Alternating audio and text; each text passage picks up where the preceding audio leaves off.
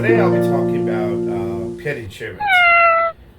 Do you guys really know how many Americans actually have pet insurance?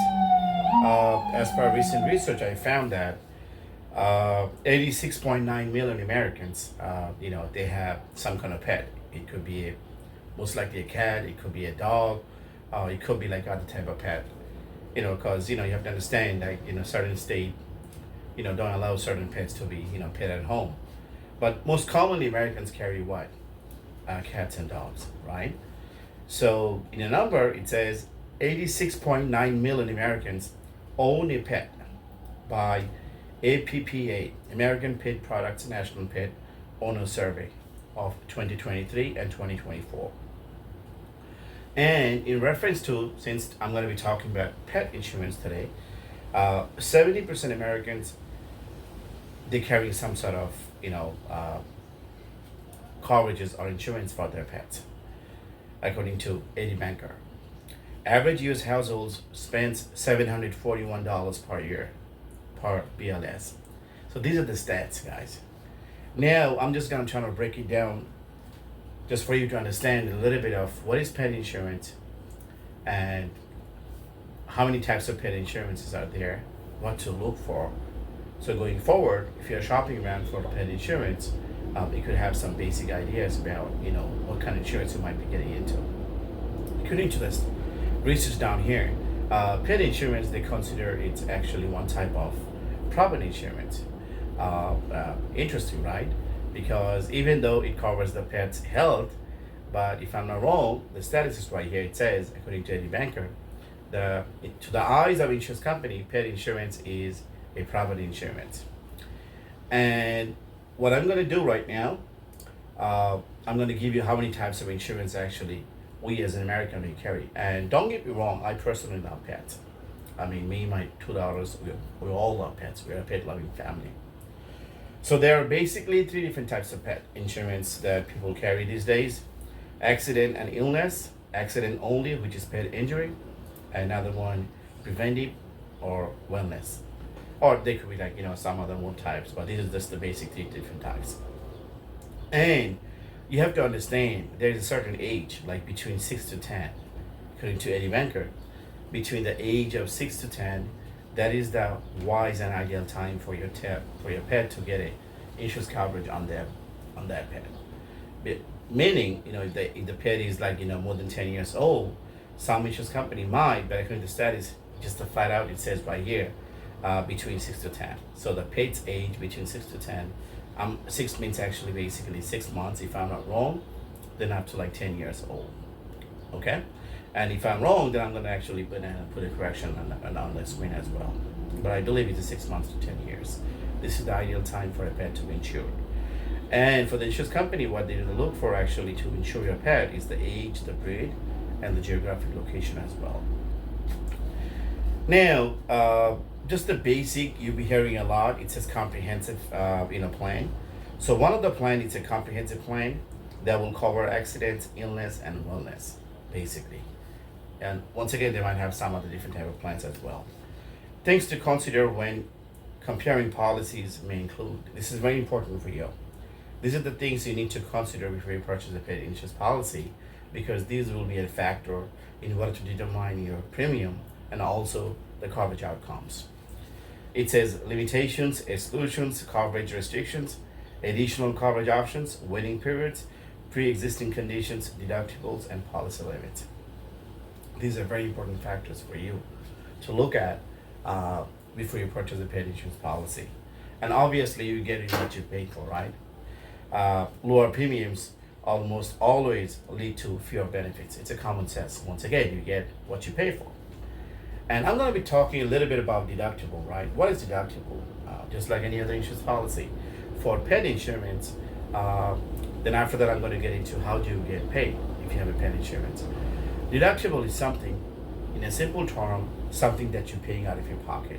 It could be $50, it could be $100, it could be $500, it could be $1,000 or more. So deductibles, the job of deductibles is something basically, once you submit your claim before the insurance company and go ahead and try to take care of your claim based on the terms and conditions, and based on the coverage terms and conditions between you and the insurance company as per contract, uh, just a simple term, before the company will pay you, uh, you have to pay out of your pocket that deductible part. So your claim benefits will be your deductible minus whatever the insurance company will reimburse you. And for pet insurance, there is one other thing you need to consider as well. There is something called co-insurance or reimbursement benefits amounts, stuff like that. But just simply, to understand the basics of that, these are one of the basics. And I know you all be thinking, how I'm gonna get paid, how I'm gonna be covered if I have a paid insurance, as long as I'm paying premium on time every month. Well, this is just the basic of pet insurance industry. What happens is your pet could be a pet. I'm sorry, it's very hot right here, guys. That's why I'm sweating a lot. I apologize. What it means basically, once you take your pet to a vet, it could be a cat, it could be a dog, or whatever pet you have. And what happens, the deductible might get in even before you see a doctor, just like your personal PCP or personal care doctors. I'm not a health insurance licensed by state of New York or New Jersey PA, whatever, but just the basic. I'm just saying, like just like me personally, when I go see a doctor, me and my wife, every time we pay out of pocket $5, $10. They also call it copay, right? So copay and deductible is two different things, if I'm not wrong. Copay is something basically you paying before you see a doctor, and deductible is something you actually pay once you submit your claim. The claim comes in, you have to pay that amount out of your pocket, right? I'll verify that and I'll let you guys know on the screen as well. So what happens is, once you go see your doctor, like a vet, so the vet bills, basically every veterinary clinics or hospitals or doctors, they carry a claim form in general, and they will fill that out, or at least whatever receipts you have. Majority of the insurance company nowadays, everything is virtual, right? For pet insurance policy, they even give an apps, so you could go online with the apps, and you could submit your claim by uploading all the bills that you got from the doctor's office. But once again, once you get your bills, meaning that you had to pay that bill out of your pocket first. Once again, for pet insurance, you have to pay the vet bills first out of your pocket. Then you submit your claim to get it reimbursed per terms and conditions with your insurance carrier. And you can do it via, like you say, through the apps, or you can do it by calling online, or by doing the apps, or going online, whatever procedure they have by uploading the bills, as long as they get to see these bills, or as long as they get to see the claim form filled out by your doctors, whatever the requirements they have. In general, the bills are very important because that will tell them exactly how much you actually paid out of your pocket, right? And normally the statistic says it takes 14 to 30 days to get your money reimbursed. And before you get that reimbursement payment, once again, remember, your deductible has to be minus, and also any other co-insurance or reimbursement benefits, any other percentage like 70%, 80%, whatever, 90%, based on the contract that you have, the insurance company might have, that will certainly come and take place in that as well. And what I'm going to do, just the basic pet insurance policy, what they might cover, what they might not cover.